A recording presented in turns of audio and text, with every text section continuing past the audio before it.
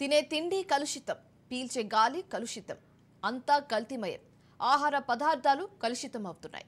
నిర్లక్ష్యం చేస్తే ప్రజలను కాటేస్తున్నాయి. అనారోగ్య ముప్పు నుంచి జనాలను తప్పించడం మోసగాళ్లకు మారింది.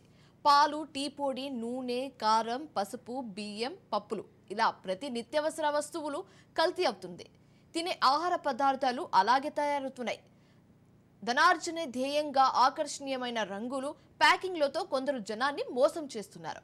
రసాయనాలు నింపి ప్రజల ఆరోగ్యాలతో చెలగాడుతున్నారు.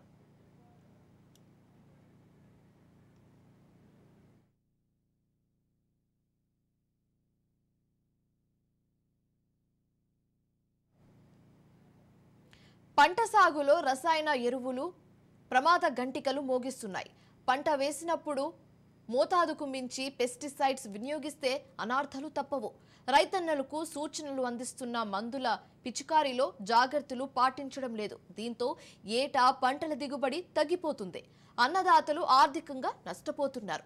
అంతేకాకుండా పెట్టుబడి ఖర్చులు కూడా ఎక్కువ అవుతున్నాయి.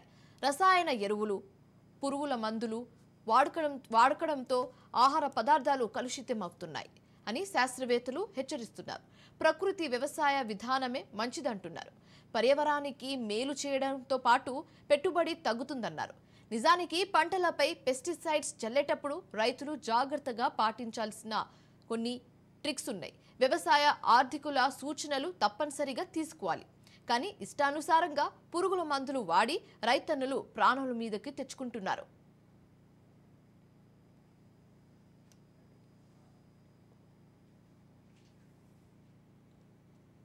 ఆహార పదార్థాల విషయంలో ఎవరు ప్రమాణాలు పాటించడం లేదు. అందరికీ ఆహార భద్రత మాట అటుంచి అసలు నాణ్యమైన ఆహారం అందటమే గగనమైపోయిందని ఆందోళన వ్యక్తం చేసింది.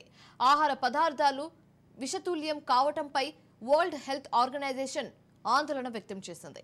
ప్రతి ఏటా 10 మందిలో ఒకరు అనారోగ్యం పాలవుతున్నారు. అతిసార మొదలు క్యాన్సర్ వరకు రకరకాల వ్యాధులు ప్రబలుతున్నాయి. అసురక్షిత ఆహారం కారణంగా మధ్య ఆదాయ దేశాల్లో ఏటా $110 బిలియన్ మేర ఆర్థిక నష్టాలు తప్పడం లేదని WHO చెప్తుంది. అయితే ఈ కలుషిత ఆహారం తీసుకోవటం వల్ల 5 ఏళ్లలోపు చిన్నారులో 40% మంది అనారోగ్యానికి గురవుతున్నారు.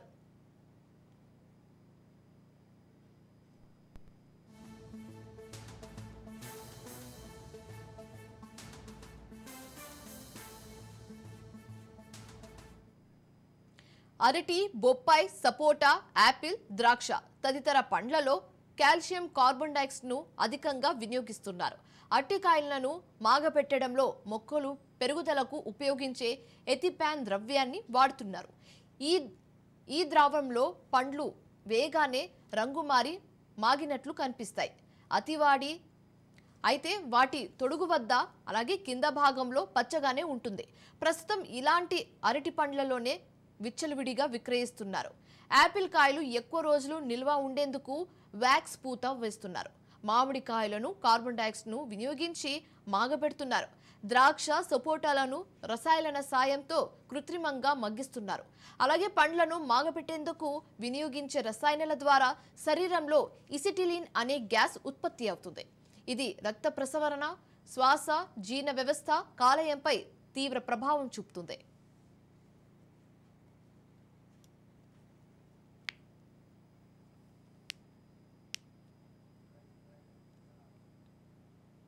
సురక్షిత ఆహారం తీసుకోవాలంటే ప్రజలు 5 సూత్రాలు పాటించాలని WHO సూచించింది.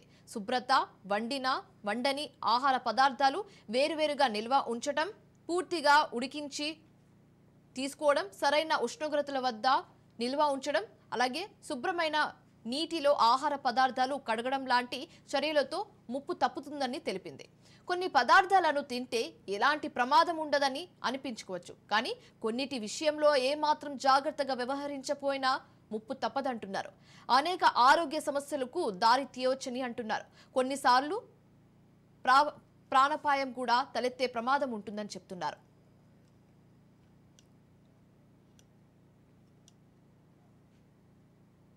కొన్ని సంఘటనలు చూస్తుంటే ఎలా వస్తారా నాయనా మీకు ఇలాంటి